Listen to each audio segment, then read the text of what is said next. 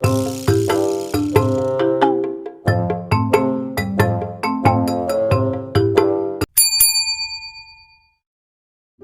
just laughed and kissed her, silencing her fears with his touch. They shared a passionate moment before he left that morning, leaving Sonia with a lingering sense of unease. Henry was driving his car when another vehicle started following him. They kept tailing him until they reached a quiet road, where they abruptly stopped in front of him. The occupants got out, and Henry asked, "What do you want?" But they didn't answer. Instead, they started hitting him with sticks. Henry tried to defend himself, but they were too strong. He fell to the ground, and they forcibly placed him back in his car before setting it ablaze. They wanted it to appear as an accident, not murder. Henry's eyes slowly opened to a horrifying sight. His car was engulfed in flames. Panic set in as he realized he was trapped. Henry tried to force open the door, but the smoke was thick and choking, making it hard to breathe. He coughed, his vision blurring.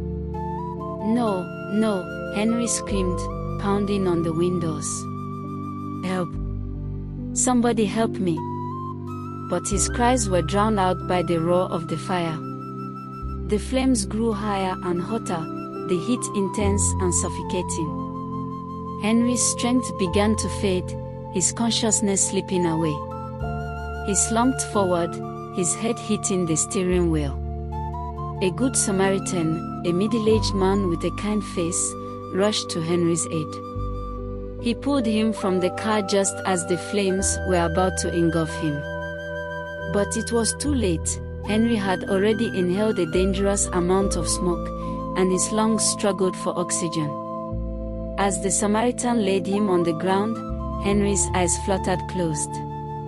His body was unconscious, suffering from severe hypoxia due to lack of oxygen. The Samaritan called for an ambulance, and Henry was rushed to the hospital, where he was placed in a medically induced coma. His brain activity was minimal, his vital signs stable but fragile. Henry's life hung in the balance, his body fighting to recover from the fire's devastating effects. The phone rang in the silence of Jasper's chamber. He answered, his voice low and expectant. "Yes." "Mission accomplished, Your Highness," a low voice replied. "Henry is no more."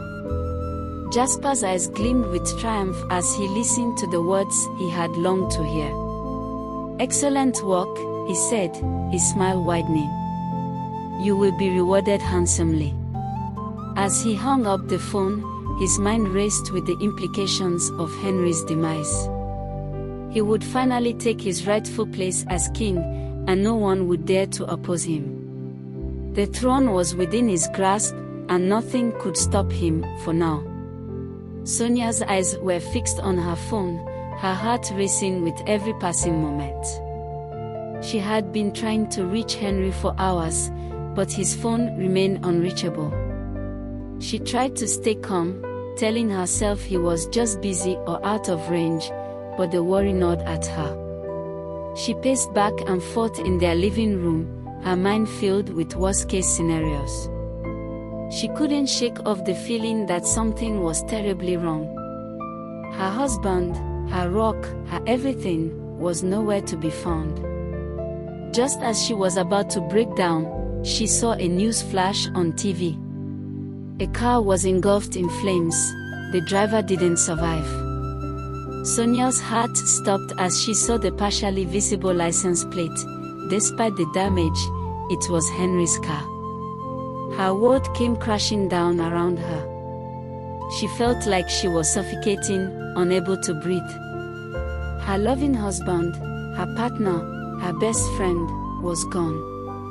She collapsed onto the couch, her body shaking with sobs.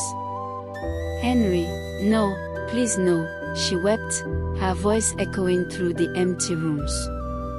She felt like a part of her had been ripped away, leaving a hole that could never be filled. After composing herself, Sonia called the queen, her hand still shaking as she dialed the number. The queen answered immediately, her voice warm and comforting. "Sonia, dear, what is wrong? You sound upset." Sonia took a deep breath before blurting out the news. "It's Henry, Your Majesty. I saw it on TV, his car, it was on fire." The queen's tone shifted from warmth to alarm. "What are you talking about, Sonia? What happened?" Sonia explained what she had seen, her voice cracking with horror. The queen listened intently. As soon as Sonia finished speaking, the queen sprang into action. "Jasper, Nelson, go to the scene now. Confirm if it's true," she ordered. The princes were dispatched immediately, their faces joyful as they rushed to the scene. When they returned, their expressions were somber, their eyes avoiding the queen's mother.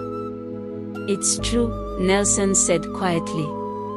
"It was Henry's car. He didn't make it. The car was reduced to ashes, and so was he." The queen's cry echoed through the palace, her body shaking with grief. As their mother wept on the ground, Jasper and Nelson smiled to themselves. They went outside and discussed among themselves. Jasper said to Nelson, "Now that Henry is out of the way, nothing can stop me from becoming the king." Nelson thought to himself, "You fool.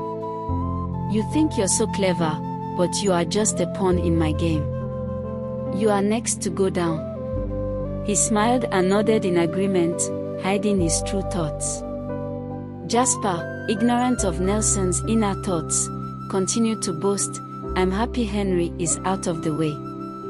"Me too, brother, me too," Nelson said, smiling.